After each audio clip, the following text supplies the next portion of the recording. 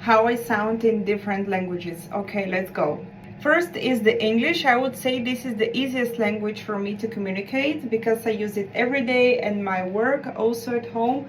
I do try to speak all the time in English because I think it helps me to improve my grammar. Of course, now it's the Bulgarian.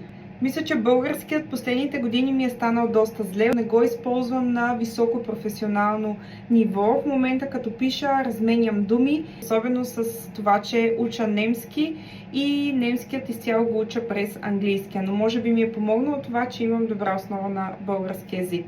И сега идва немският език. Mein Deutsch ist nicht noch perfekt, aber ich verbessere es jeden Tag. Es ist eine der schwierigsten Sprachen der Welt.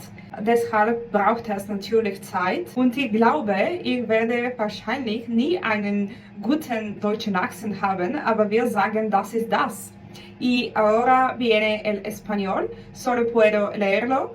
I have B1 in Spanish, but I've never been in Spanish environments. I can perfectly read in Spanish, and also if they don't speak that fast, I can understand like sentences, words, of course. And I'm sure in the future, if I have a chance, I will also be able to study this language and improve it.